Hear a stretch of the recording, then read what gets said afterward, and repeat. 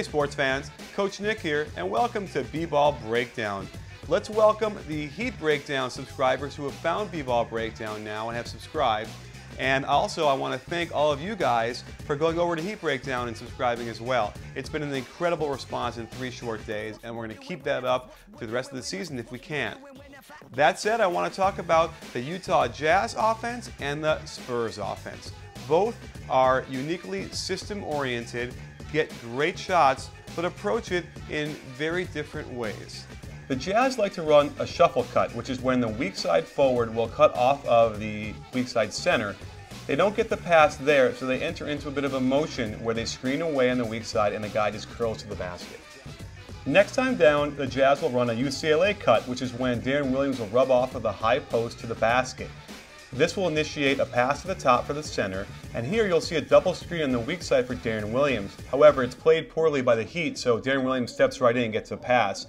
They now enter into scramble mode where they pass the ball around. Their spacing is so good that after they get the offensive rebound, they get right back into their offense and get a layup. They'll run the UCLA cut again on the left side this time, but when Deron Williams comes through, he will rescreen and do a UCLA cut again, and that triggers a screen and roll with Millsap. When Haslam comes up to hedge high quickly, Millsap is going to dive to the basket and slip that screen. Deron Williams is so good, he slips into the lane and then still hits Millsap for the layup. The Jazz also like to run high-low, which is when Gordon Hayward is going to try and feed the post. It's not there, so the high post will slide across the lane. He hits him there, and then they can go right into the post for a nice, easy layup. They run basically the same set here, but this time they can actually feed the post, and the high post will be open as he makes a move to the basket. It's almost the reverse of high-low here. One of my favorite sets is the 1-4. Deron Williams will bring the ball up and hit the high post, which causes Raja Bell to do a backdoor cut and then receive a double screen on the weak side. You'll see Raja Bell fly out there and get a wide open shot. Here is a screen and roll right away with some good spacing. The beauty of this play is, if they don't get it, they get another screen on the weak side and the guys have great spacing. Most teams do a screen and roll and that's it. There's no other movement. LeBron should have gotten the steal here, but it goes right to Raja Bell, wide open, three-point splash. Notice D. Will is not bringing the ball up. Here they're going to run a staggered screen for him across the lane where he can come up and do his magic by seeing the floor and sucking the defense into him and give the ball up to Millsap for a layup. You'll see here a UCLA cut from the guard down the lane line, and the high post will set a screen for Deron Williams, just like the high post in the triangle offense, and he gets a nice jumper. Here's the similar play, but Kirilenko's in the wing, and Deron Williams will do the UCLA cut. And this time, he will screen across the lane for Millsap, and there won't be a screen on the ball because it's Kirilenko and not D. Will. This is what Utah used to do with John Stockton all the time, and they get a great layup and a foul.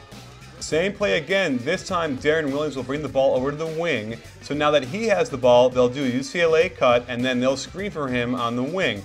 He gets around the corner and hits the rolling Millsap for a beautiful dunk. Guys, this is what I call a clinic. Same play, although this time Wade plays it better, but Millsap just pulls up for the jumper instead.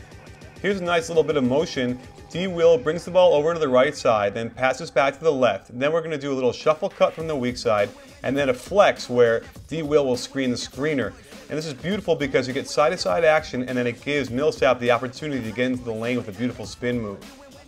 Here's a screen and roll toward the middle, and the beauty of this play is that they're going to force Chris Bosh into helping because they drive right at him, meaning that Millsap will be wide open for a little kickback. There's almost no way to stop this. This time they go back to a screen and roll with Deron Williams on the wing, and they're going to see Zydrunas Ilgauskas help out in the middle and LeBron James come over as well.